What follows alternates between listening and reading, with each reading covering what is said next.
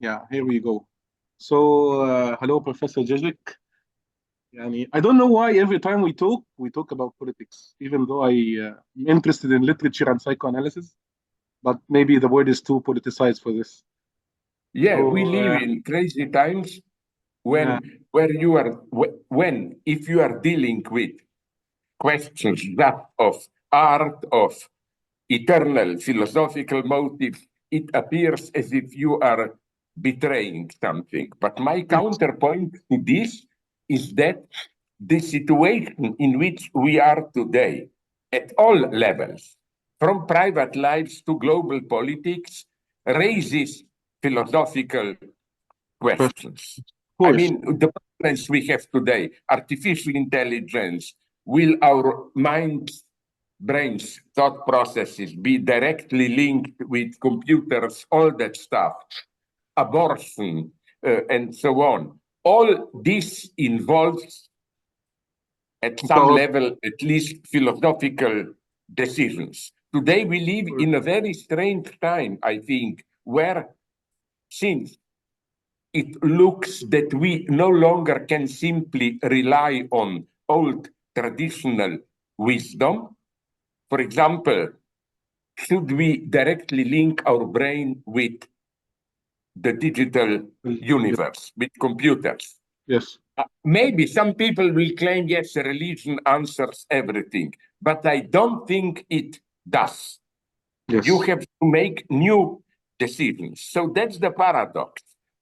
Everybody, in some sense, even if it's stupid philosophy, everybody has to be a philosopher today. Unfortunately, or maybe, Unfortunately. Yeah, yeah, this happens only in bad times, in yeah, times of confusion. For example, Alain Badiou yeah. pointed out nicely that, and Hegel also, that if you look historically, philosophy always emerges at the time of a crisis. Probably, yeah, yeah. For example, what we know as the big beginning, there were others of European so-called philosophy, Plato, Aristotle. Plato is the answer of the crisis of the traditional Greek polis community. Yes. That's why Socrates had to kill himself, was sentenced to death. German idealism is, from Kant to Hegel, is a reply to the crisis of Mm. traditional state, European state, feudal state with French Revolution, and so on. Philosophy does not occur when you sit down and just enjoy life. Philosophy comes in the time of a crisis. Hmm. And it's somehow, in some sense, it's a struggle in itself, this philosophical action to to Yes, to face and although you challenge know what's my the new point, that challenges and many new people questions. don't. Yeah, sorry to interrupt you. You know Yeah, yeah. what's my point? It's that it's a struggle, even if it doesn't present itself as a struggle. Yeah. For example, today there is a new wave of stoicism in the West, like take things easy, don't get too engaged, enjoy life from a distance. But this is clearly a reaction to our hyperactivity. Yes, exactly. This is a new Yes, so philosophy if in you say reaction don't to the take new things liberal. Yeah. seriously, enjoy Yes, life, yes. and so on, That's true. That's very true, actually. Yes, yes.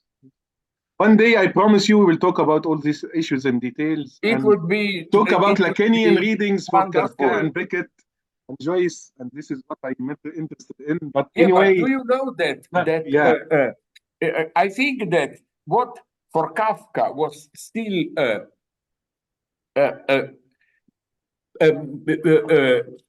some kind of paradoxical eccentricity is today more and more part of our daily life. For yes, example, yes, although I'm now attacked in some circles close to Palestinians as being too close to Zionist yes, position, which incidentally I find very strange because in Germany now my name is almost unmentionable. There I am proclaimed to be the main anti-Semite. I know. This is my first question, actually. Yeah, this is my first question. Okay, let's to you, go actually. to that. Yeah. It's related to what you are saying. Yeah, because of your earlier piece on the breakout war between Palestine and Israel. Yeah, some You Arab mean intellectuals. my so-called speech at the Frankfurt Book Fair? Yeah. Some text, yes. Some Arab intellectuals has put you in one sentence with Jordan Peterson after his famous tweet. And even someone said that you are eventually a right winger with Marxist jargons. This happened although your speech in Frankfurt Book Fair has stirred anger and somehow hysterical responses from the other side. Yani, let me ask you directly, what is your stance on this current situation? What is happening now? It is clear that, to put it in very simple terms, I don't want to go into this past, not mega past, but even 100 years ago or 50 years ago. 50 years ago, we should begin already the story. It's a confusion, but something is clear that I will put it in a way of a very simplified paradox. You know what happened to me when I am in dialogue with Jewish intellectuals? Yes. I'm not often, but it happens those who are very pro-Israeli now, pro-Israeli in the sense of the present Netanyahu government. When Yes. you ask them a simple question, why do you think this land is yours? And by this land, I mean from the river to the sea, as they say, all of it. And they say, but it's all in the Bible. That's our tradition, no? Yes. Okay, then I do something tricky. Like if the conversation goes on 10 minutes later or more, I ask them, by the way, do you believe in God? And the answer I get almost always is no, of course not. I'm an atheist. Yeah. So the paradox is Herzl himself but was an nonetheless they atheist. think God gave them that land. Yeah. And the whole topic is so falsified already at the level of distant histories. You know what thing really worries me? Yes. With regard to what goes on now in Israel. By Israel, I don't mean all people there, I mean with the Zionists. Yes. You know, till 2-3 months ago, Yes. you mentioned Amaleks, you know, or Canaanites, however you call them, the Yes. people whom the Jews ethnically cleansed. Cleansed, in the Bible. Yeah. It was in the Bible, yes. It Yes. was considered already anti-Semitic. You shouldn't talk about this. It's another historical situation. Yes. Of course it is. My answer is, sorry, I'll put this down. My answer is, of course it is, and I'm not blaming specifically the Jews, because everybody was doing this at that time. Yeah. But you cannot apply that reasoning to today. So again, now I come to the paradox, which worries me very much, not in itself, but as a sign of deeper processes. Till now, this was to be passed over in silence. You know, if you mention this, but how did you get the land of Israel? Wasn't it an ethnic slaughter, a genocide, as we call it today? Yes. It was considered unfair. But now Israeli top politicians are explicitly referring to Amalek and drawing a parallel. Yes. In some interview a couple of weeks ago, Netanyahu said, I think it was a speech to some soldiers, remember, you are fighting Amalek today. Yes. The same struggle goes on for thousands of years, which is in itself a call for genocide. Yeah. Because Amaleks, we know what happened to them. And the idea is clear. We should do the same thing today. So isn't it horrible that something for which Zionists, about which something Zionists were ashamed, let's not talk about that, blah, blah. Now they're using these metaphors, they are yes. proudly, publicly mentioning it. Yes, they're using these obscene historical metaphors. Yes. Yes. And that was the point of my speech in Frankfurt, that yes, I condemn Hamas for that senseless killing and so on. But what is now Israel doing, especially in Gaza, but don't forget the West Bank. We are now all fascinated by Gaza. You know, all the drone images we get of buildings there and so on. But my God, the true horror happened, I think, on the West Bank. And why? You know, this systematic pressure of Palestinians. And the most horrible thing is that from the standpoint of an ordinary peaceful Palestinian, there is no authority to which you can refer. Like a settler attacks you and you call the police or the military. They kill you. They basically even help the settlers. You know? Yeah. This happens. It happens all the time, Professor. It happens all the time. Happens all the time. When not they after told 7th of October. This was but even happening before, systematically. it was happening for years. I got friends there. Let me interrupt you if I can, Professor. Yeah. You always talk about the West Bank in your interviews. I noticed that you always point at that. And you have all the right to do this. But I see that Gaza case is showing some essential truths. My problem is after the 7th of October, the nature of Israeli response on the discursive and the practical levels is obviously terroristic in nature, which defies the core concept of rational control violence of a sovereign state.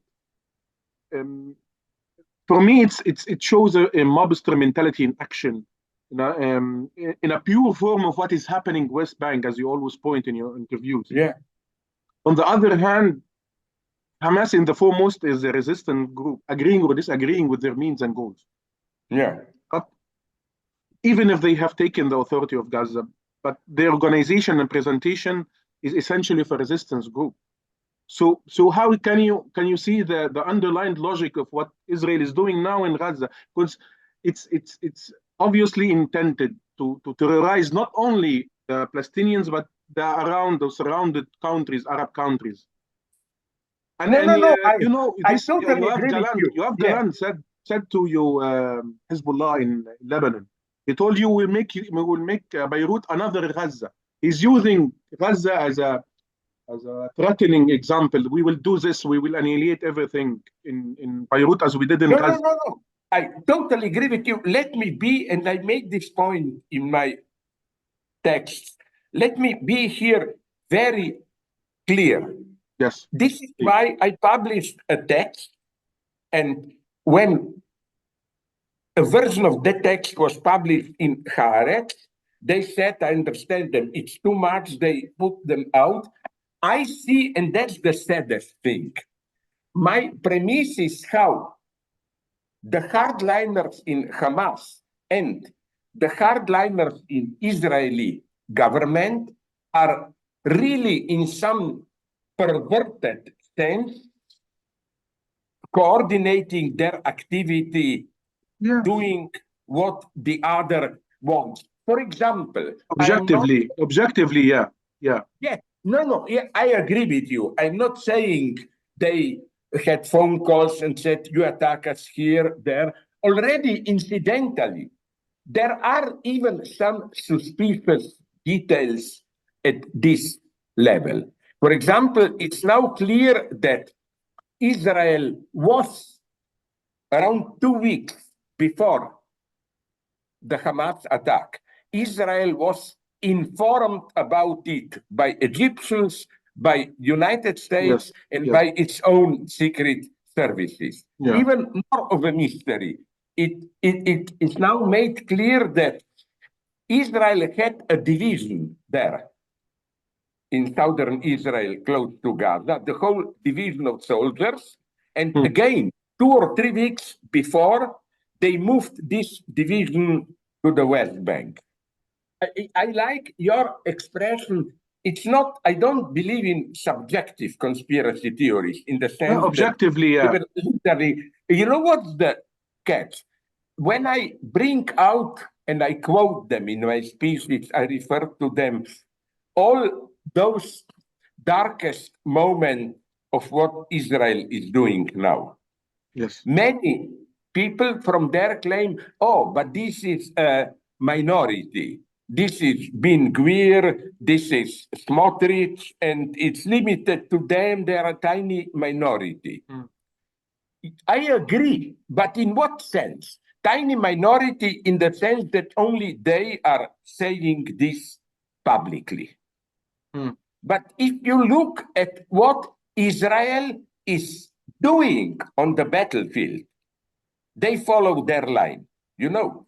Yes, exactly. That's the point. This is what I always ask Jewish colleagues with whom I debate, and they tell me, but why do you mention only Ben Gvir, Smotrich? They are a minority. Yes, but they, if you look at what Israeli army is doing, and if you look for an explanation or justification, you find it with them. Now, my next pessimist conclusion, and to connect this with the well-known fact that... So you agree with me that the underlying logic of what Israel doing in Gaza is betraying not a sovereign state mentality. This is obviously not a sovereign state responding to a terrorist group in a rational and what I say no, because legitimized way. Done, this annihilating, this massive annihilation of on a large scale for citizens, for civilians. No. Essentially civilians. It's clear. If you ask me, this is the level of conspiracy theory to which I am nonetheless ready to go. Yes. It's not just that Israel supported Hamas to prevent the two-state solution. As we have public statements from Smotrich, from Netanyahu, and so on, where they clearly said, we need Hamas. Without Hamas as the alternative, Netanyahu was giving them money. Will be Netanyahu was providing them with money and logistics and everything.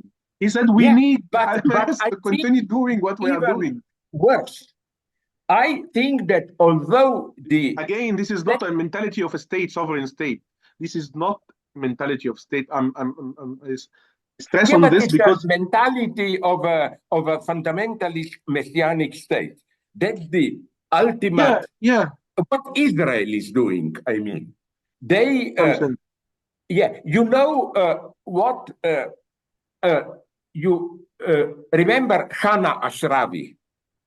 Hannah Ashravi, the PLO representative, lady, very educated. And my friend Udi Aloni told me that with his mother, Shulamit Aloni, they visited Hannah Ashravi. Yes. And Hannah Ashravi said, don't always tell me this story about how you are open, democratic, we are fundamentalists. No, soon you will be even openly, she predicted this over 10, 15 years ago. Soon you will be more fundamentalist than we are.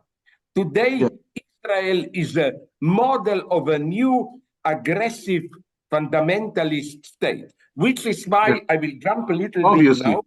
Yes. And you know, people tell me, but Israel had to defend itself. Okay, up to a point, but let me add something. Here is my pessimism. Israel didn't need Hamas only to keep the Palestinians divided. I think that Israel not only to keep actively, the Palestinians divided, but also to continue their strategy of acquisition of land, that's my point. The their basic aggression. point was Yeah, that if you have aggressive Arabs who say openly, no peace with you, and so on, then you can again claim now we are endangered as it was in the time of Holocaust and so on, and this then justifies them to do what they want, yes, to exactly. create a larger. I think the stake of what Israel wanted from the beginning is now clear.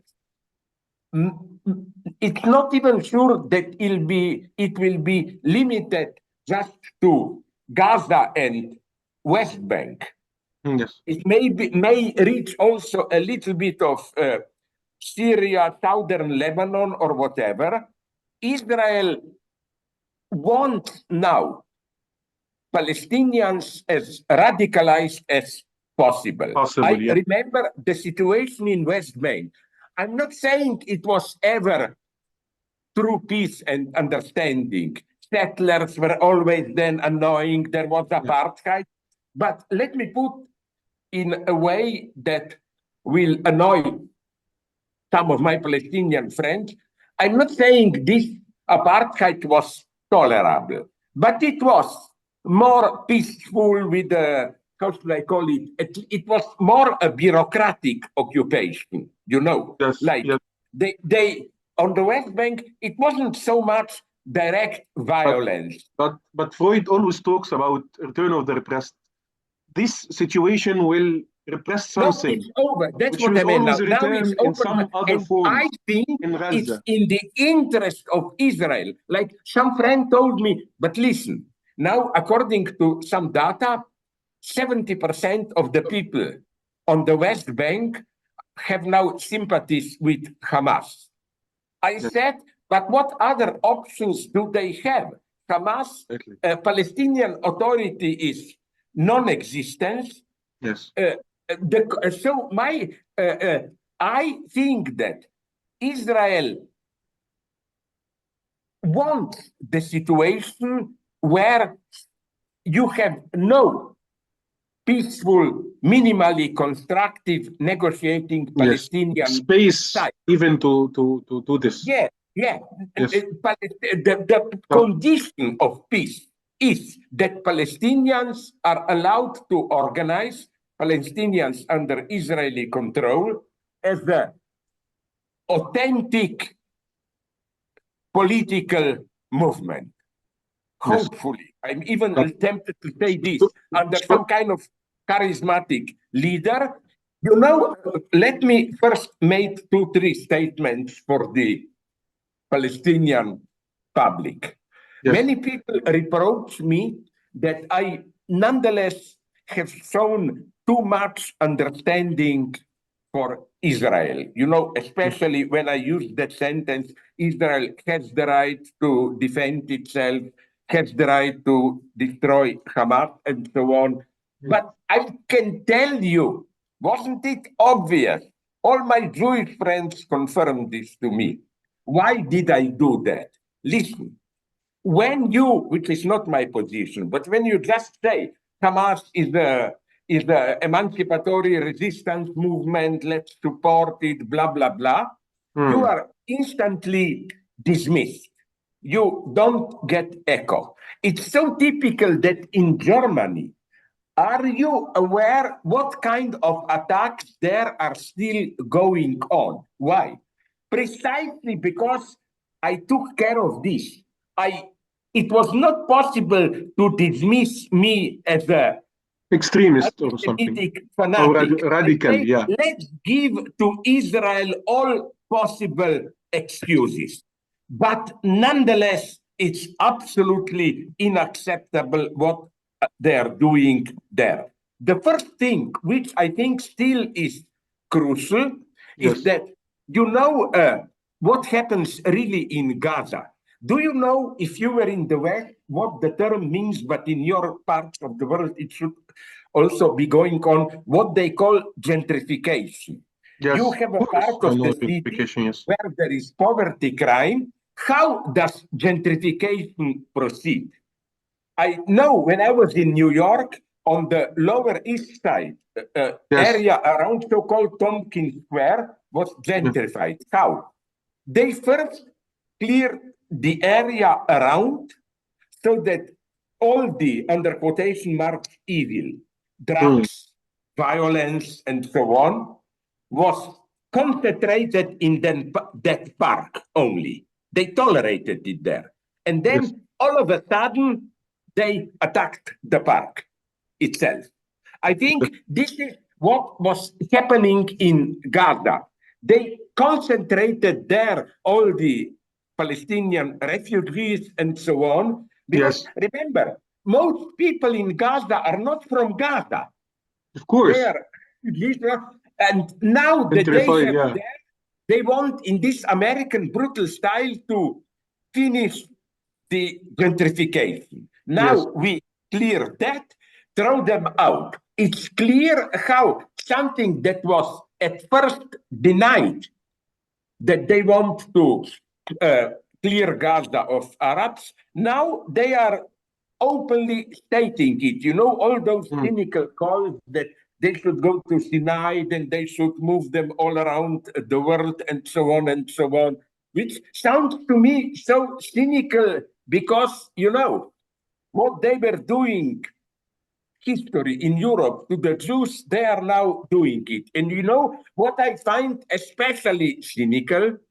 How Israel uses the term of humanitarianism. We are doing it in the most human way. Well, if you want to have an area to yourself, Obscenity, of and course. of course, the most human way, under quotation marks, is Yes. to push all the people then there to live, because then there will be no victims and so on. But another thing. So again, my big obsession is that behind all this new Holocaust and so on, there simply is the plan of Israel, which I think, unfortunately, it's not just a tiny elite. It's simply the politics of the state of Israel now. Yeah. They The want, logic of the structure of the state. they want the whole area. Yeah. From the river to the Simple sea. as this. That's why I always laugh when they prohibit the term from the river to the sea. No, that's their policy. I think that the goal of Israel, maybe they haven't yet decided, maybe they did. Yes. In the worst case, is to do in the West Bank what they already are doing now in Gaza. Simply clear the territory, make it purely Jewish. There are some signs that, because it would also economically make sense, in the same sense that they said maybe we can tolerate in Gaza like 100,000 or 200,000 Arabs in the Gaza after the war, that they have a similar plan for the West Bank. The idea is to allow what they called in South Africa 2-3 Bantustans, limited, isolated, maybe Ramallah, Hebron, now they already want to purify. Nablus, maybe Bethlehem, another city. But why does this fit them? They get total military security control, and especially this will be a separate area with no right to vote. It doesn't come with a surprise, And you know what shocked me so much? How another thing, at the beginning, when I just mentioned in Frankfurt, but sorry, Palestinians are also suffering, that was already anti-Semitism too much. Now, did you notice what happened now when we are bombarded by all the TV shots of what's happening there?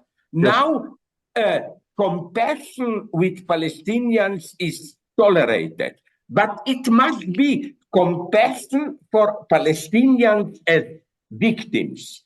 If you made a step, if you make a step further and says, but wait a minute, I quoted in one of my texts, Thomas Jefferson, my God, the American founding father, who said, when the law is unjust, rebellion is a duty.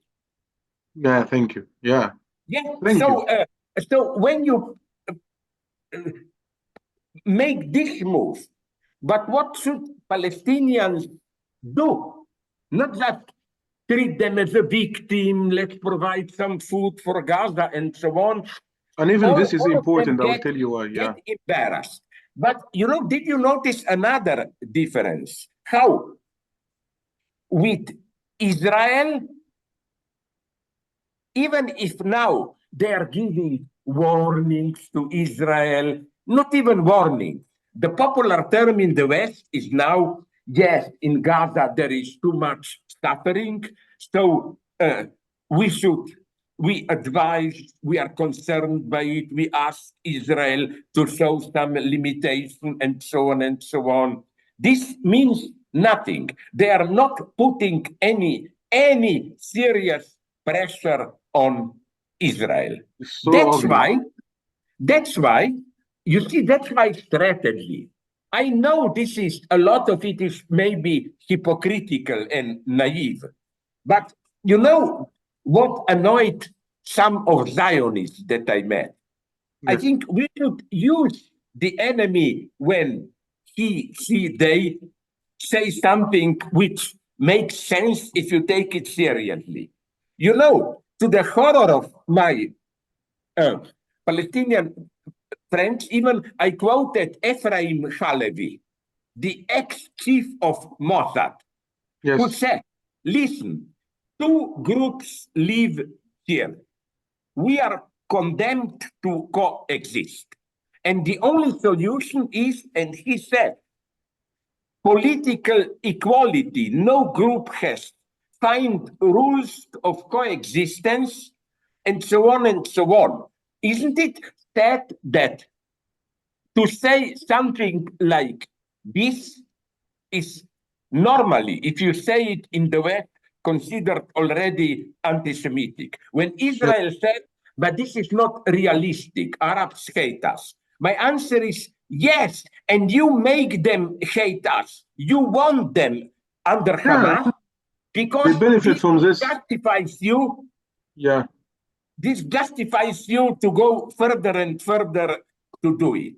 So let's, the minimum, okay, here is my position. Yes.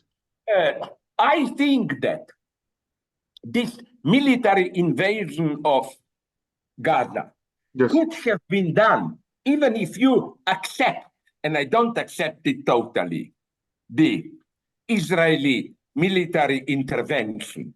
But the way they did it, it was as if they are making fun of it. You know, that obscenity, sending... terroristic in nature. It's not, You know when they are most horrible, Israelis, when they use the word humanitarian. You remember, for humanitarian reasons, they sent to, via iPhones, the QR code, Gaza divided into 600 parts, and then move here, move there. This was a bad joke. Then, can you imagine? It's so easy to imagine. Let's say, I don't buy it quite, but let's say Israel had to clear Hamas, but the logical thing would have been, what would I have done if I were to be a true moderate Zionist? I would have said, it's only Hamas, fanatical members. Then I would have said, let's stand together with the army, thousands, tens of thousands of international observers, food help, doctors, and so on. You know where I saw what is happening. You remember that horror when they cut Gaza into two, and first they even said in 24 hours, all of them should move down. Yes, which yes. is a pure Million, cynicism. and yes. So I think I am a pessimist, if you ask me. I wonder if you will agree. First, I ask myself, are Israelis rational? Rational in the sense of they all the time warn about new anti-Semitism. But Yes. by doing what they are doing now, people in the third world, all around the world, and also in the West, bombarded with images from Gaza, aren't they doing the worst thing imaginable to Yeah. really give birth to new anti-Semitism? Yes, And because of, again, for the mobster mentality in action, what I'm talking about. yeah, but Not a that's my sovereign problem. state. But because Israelis are, let's say, and neither is Hamas, not stupid, why are they doing it? I think they want literally to provoke anti-Semitism, new wave, to again being able to play the victim. You see new Holocaust, and then when you're a victim, you It's can a do long shot. whatever you want. I don't know if I agree with this. It's a long shot to me. It's a long shot, but I cannot imagine why is Israel doing what it is doing The now. mentality, it's, you talked about this yourself. No, sorry. The guy in the government, he's a criminalized person. He's illegally from the Israeli courts. He's Yeah, but nonetheless, criminalized as a okay, terrorist. This is a these terrorist people, mentality. but how did these people They not want only took let power, let but me determine the politics? Don't you agree that the basic aim is to create what they see as a safe, large, expanded Israel? Yes, Israel from the river to the sea.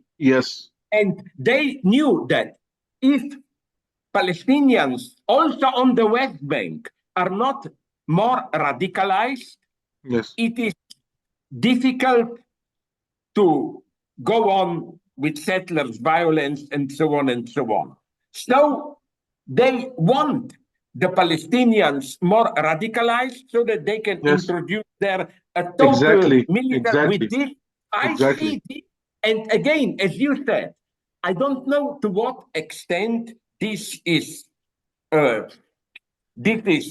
consciously, but it fits a certain strategy. And now, if I may conclude with another thing which may shock you, Yes, what makes me even more sad yes. is how Ukraine, and I was totally on the Ukrainian side, Yeah, I but know. Ukraine is now playing the game. We are like Israel, small, endangered, placed by a Yeah, superpower. I yes, think exactly the opposite. Palestinians are Ukraine, yes, attacked by a. Don't be seduced by this Israel is small. Israel is the military superpower. They yes. are attacking. Backed by the greatest power in Yeah. life. So what USA, yeah. what I see in the background is this, which really makes me worry.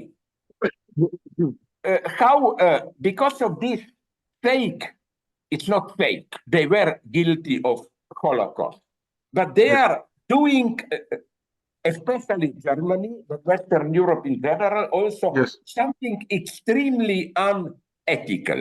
Okay, we in Europe, not you, did something horrible to the Jews. And now what we are saying to Israel is, we did a crime, mega crime to you, yeah, and to, this is why, to yes, assuage our guilt, we will tolerate you doing your own crimes then. It's like, yes. I, This I is was a criminal towards you. As a sign of my guilt, I will allow you for to you be to a be a criminal criminal. like me. Yeah, It's a yeah, yeah, horrible. I think yeah. I put it in these pathetic terms. This is not even a true friendship with Israel. A true friend has to be severe when you are making mistakes. A Yes, true friend of Israel today should yes, say, At least what, my God, the ex-boss of Mossad says. Here are two groups of people condemned to live with each other. If both are not politically free, there will never be peace. It's not that there was peace and then some madmen in Hamas attacked. Yes. It was what Hamas did, an inappropriate act, but then people told me, you are already relativizing it. No, I'm not relativizing it, but horrible things do not explode Happens suddenly, yeah. in empty There is a space. context And for this. again, Yes. my central point, it's not that Israel was trying to do peace, but On the contrary, yeah. Palestinians didn't want it. No, Yes. it is clear. Yes, thank you, yeah. Even openly Exactly. admitted that Israel really never wanted, not even the two-state solution, not even authentic peace. Israel, the only way to explain what they are doing is they all the time, for decades, not just with present government, they wanted a big Israel. That's why they didn't already annex. Some friends are telling me, but if Israel wanted big Israel, well, why didn't they simply annex West Bank? Because West Bank is over 2 million Palestinians. Simply annexing it would have meant giving them, because today in our pseudo-democratic atmosphere, you have to have general elections, blah, blah. Yes. So they would have to give them the rights to vote. Now, with this war, they found a solution. If you demonize Palestinians as such, if you claim, because this is now what Israeli radicals are already claiming, and this is the actual politics of Israel. It's not there are moderate Palestinians and then there is Hamas. No, they claim they are all more or less sympathetic to Hamas, which means we have to treat them the way we treat them. So let me add, Professor, and I don't know if you agree with me, but the current government, Israeli government, is not an exception. This is the embodiment of essence of what is happening since 1948. No. This is the embodiment of the Israeli mentality. Here I will It's not an exception as a radicalized right-wing government. No. This is the embodiment of if the somebody logic. criticizes me that I'm here too naive, proclaiming the Dharma, no. I quote, you know what is so interesting? Yes. How this split was there already before Israel became a state, when they were still fighting for it in 45, 46. Yes. You know that how radicals, out of which then Likud party emerged, you know how they referred to themselves proudly?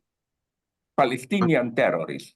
In 46, literally, they used this term. And do you know, I quote it in one of my texts, people should learn. They took the authority. Do you know that in 46, in New York Times, Jewish intellectuals, Einstein, Hannah Arendt, and so on, published a paid full cover text, public declaration, warning against this.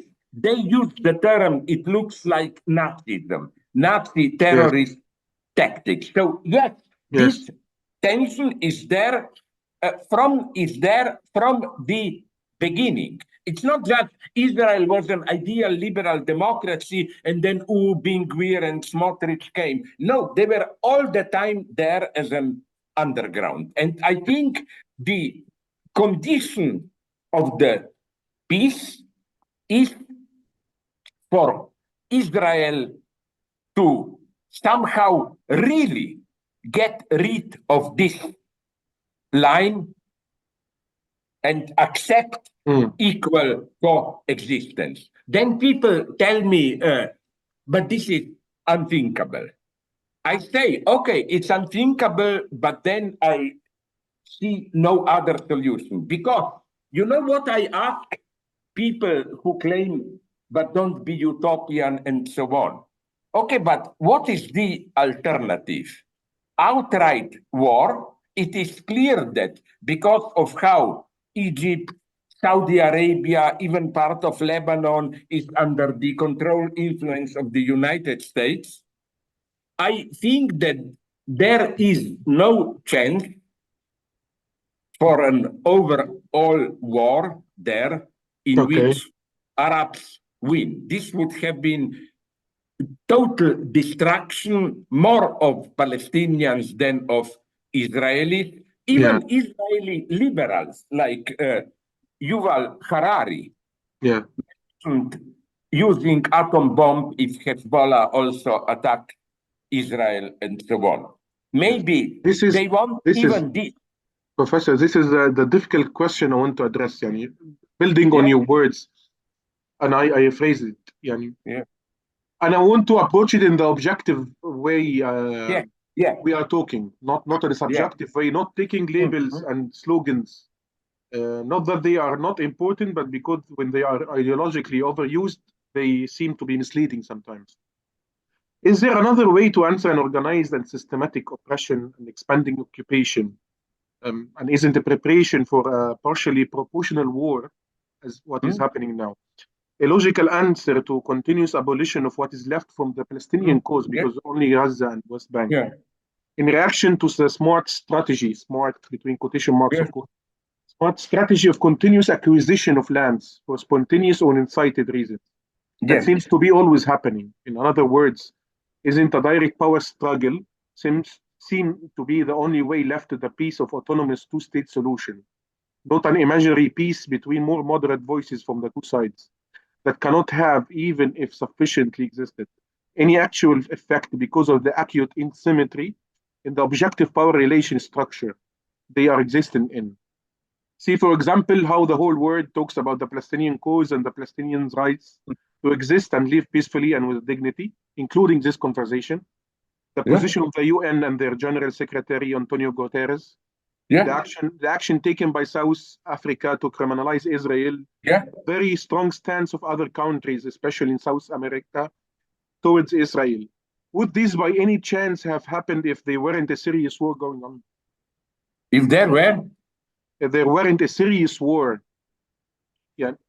war going on. Now we are approaching a very, as you know, touchy topic. This is a difficult question for me. No. First, let me say something.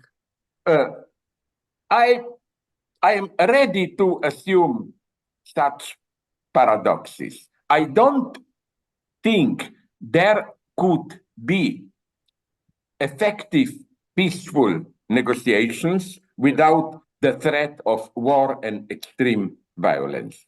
My reproach to Hamas is that they did it in a very unfortunate way. I know people who were friends with people in that rave party, which were many killed and so on. And they attacked, this is not a myth. The most peaceful part of Israelis, those who lived there, were in contact with Gaza and so on and so on. So the message was, I think, the wrong one. I agree with you, Professor. But on the other hand, listen, when you have Israel, what do you...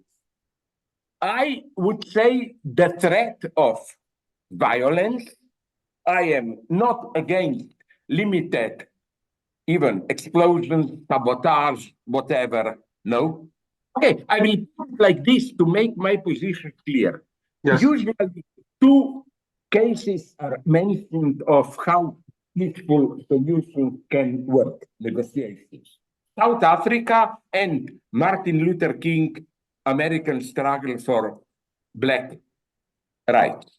But in both cases, I wrote about this somewhere, it worked only because there was a pressure of violence behind. Yes, of course. African National Congress, Mandela succeeded, although ultimately now it's a political catastrophe, because it was clear that there was also a much more radical wing there, which threatened violence.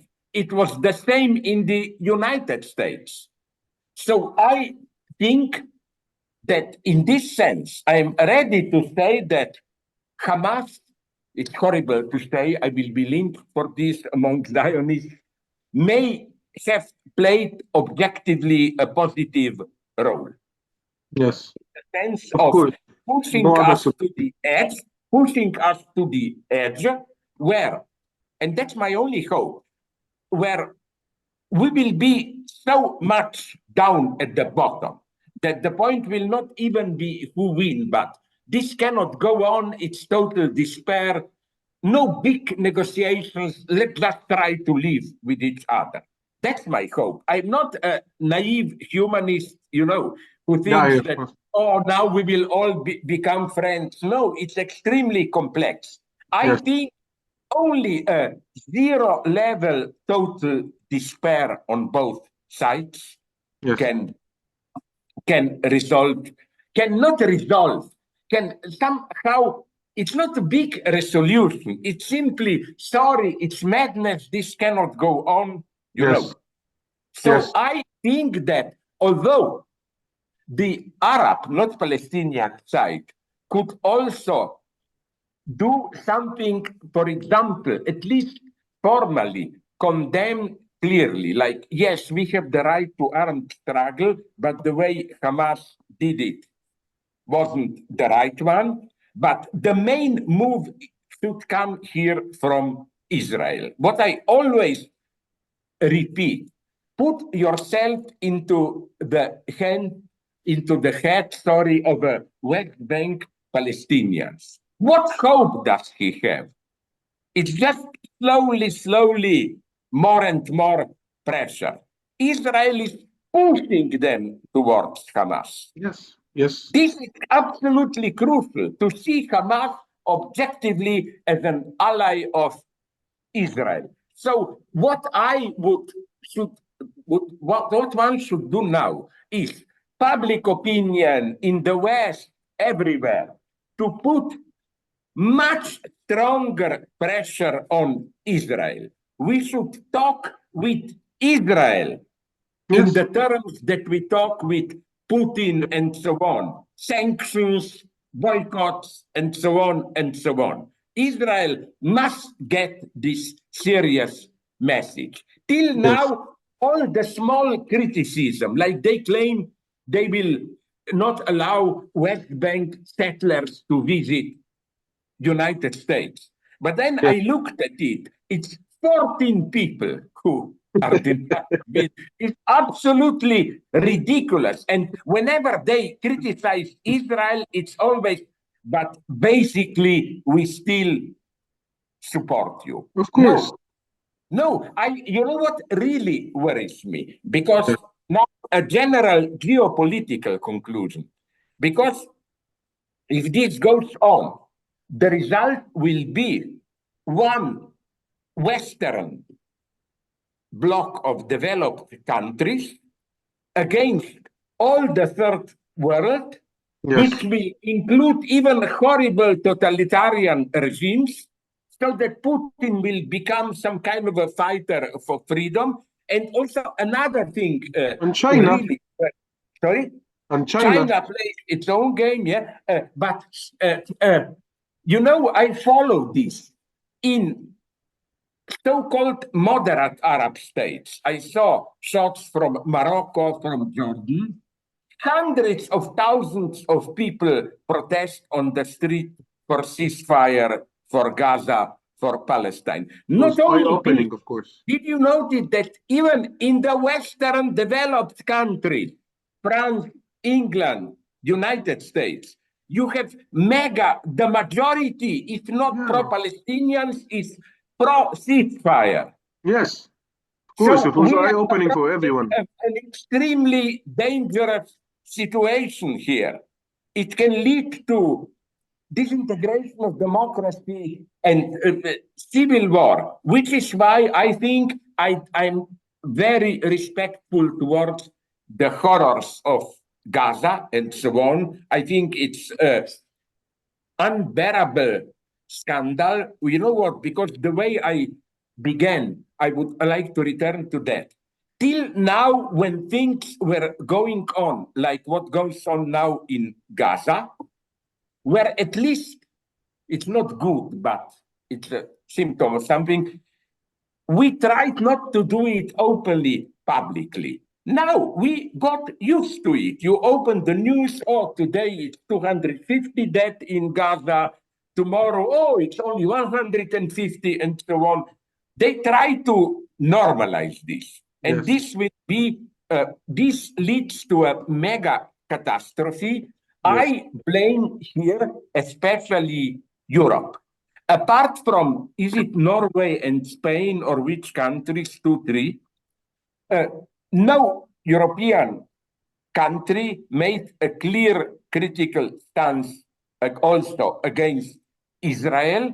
And this, I think, this blind following the American line, till now, as you know, I was a kind of a desperate believer in Europe as a model European Union, a tolerant state welfare means something. Now I think the notion of universal human rights, all this European ideology, is totally discredited.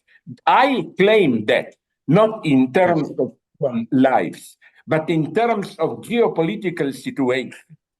The first victim of this will be Europe. It will simply disappear. It is already disappearing as a serious actor. Nobody takes it seriously. And point two, United States will lose tremendously with regard to this BRICS bloc, India, China, and so on. So I think that we should, by we, I mean now Europe, but I'm afraid we will not. We should become more active, precisely not just out of humanitarian help for compassion, help, solidarity with Gaza people, but for our own faith. I see the end of Europe as a serious political agent, which will be a tragedy. Because do you want to live in a world where, at the basic level, the only serious choice is China or United States? Sorry, I wouldn't like to live in a world like this. Sorry, do the last one, then I have to run. Sorry. Yeah, this is my last question, but I'll tell you in short that what is happening now is very eye-opening for many of intellectuals, Arab intellectuals, and young youth. Eye-opening, the whole world. Precisely because it's eye-opening in the sense of rendering public our indifference. Yes, it's solidarity, but eye-opening in the sense that failure of civilization, Western civilization, somehow a failure. There's happening decadence, not failure. Decadence. Because you know what Arundhati Roy, the Indian humanitarian billionaire, he said, till we knew that human rights are hypocritically applied and so on and so on. And you know the examples, like when Russia bombed in Ukraine, electricity system, immediately it was a war crime. When Israel did this in Gaza, nothing. But he said something very important. He said, even if universal human rights were hypocritical, they at least served as the critical point of reference. You could say, human rights, you could say, you respect them, but why not Palestinians? Now they are losing even this hypocritical role. They are meaningless now. Yes, the reference itself is decaying. This is the real problem for me. This is the real problem, that the system of values is failing somehow. The global system of values, the universal. And you know what makes me so sad? This leads me, Please, sorry, I interrupted you, please. I was just leading me to my last question about the American U.S. stance, and a lesser degree the Western European stance, as you talked about, which is very curious to me because in the beginning I think the U.S. thought that it is 9/11 scenario once again, and the whole world would gather and unite against the evil Al-Qaeda or ISIS, reaching into the astonishing moment for me. When Biden said directly that US has nothing to do with what the IDF is doing in Gaza. Meanwhile, giving them legitimacy, weapons, money, diplomatic and logistic full support. How can you see the new picture? Let me ask this question. Blocking the calls for ceasefire and so on. Yeah. Diplomatic full support, which in an obscene way. Diplomatic and logistic full support. The reality is that at the same time, they express worry that Israel is maybe going too far and so on. No one is deceived anymore. Sanctions and so on, because as many of my Israeli friends who are really for peace with Palestinians, yes, they're saying that Israel establishment knows that they really cannot, in the long term, Israel as a state, to survive without full support of United States and up to a point also Europe. That's why they are idiots. Yes. And now is the moment to really help Israel, but not help in supporting them. Help in the sense of putting real sanctions, boycott, and so on to civilize them. Yes. It's the only hope. If this will not happen, a new world will emerge, which I am afraid of. It's the world of Modi. I will mention two names, Modi and Erdogan. Yes. And even China, what they are doing. They are anti-Eurocentric, but did you notice that they are taking from Europe the worst part of European tradition, which is full ethnically clean nation state. Modi is brutal capitalist, but at the same time, he wants India as a united nation state. He even wants, as you probably know, Bharat, B-H-A-R-A-T, the new name. China is doing the same. That's why they are putting now a new pressure on Uyghurs and so on, Tibetans. They want China as a unified nation state. Erdogan is doing the same, and so on. So again, in this BRICS world, the third world, which is usually totally against Europe, is taking over, is copying the worst of European legacy. Of European heritage, yes. That question is, how can you see the new features of the US role as a world leader? Both morally and materialistically. How can you see the new features of the US role as a world leader, both morally and materialistically? I think that I see US now in a very, very strange position. As told you about Biden. They are gradually losing politically. If Trump or Republicans win, as I put it, United States will become a new BRICS country. And the BRIC rules is, we tolerate differences, but in the worst sense, like you do your killings there, allow us to do our killings here. This is the sad thing, that the new world order will really be a more decentralized order, but the order of total pragmatic brutality. Again, we will tolerate each other. Without ideological cover, without the reference of the universal values. This is the problem. But this will be called new plurality, new tolerance, or whatever, no? And it will be, but we are learning this game now. It will be a new name for a catastrophe. In the same way that Israel now, its most brutal actions are presented as humanitarian actions. You remember the Ministry of IDF, a representative said that Israel is setting new gold standards for how to respect human rights in a war. This is absurdity, really, it's open cynicism, which is even perceived as a cynicism anymore. It's horrible. I am afraid. I Yes. don't see any hope. My only hope is to conclude. You remember what I already said. Not an optimist solution, but a despair. That at some point we will all get so despaired that it's not that we will have a new solution, peace, but that we will say, sorry, this game cannot go on. It's too much of a nonsense. You know, I don't see anything else. I hope Sorry, it I have doesn't to reach cut this time. now. Yeah. Censor me, cut me short, be brutal Stalinist. No. I'm very glad to talk to We you, keep in Professor. touch. If you want something more, we'll keep in touch, no?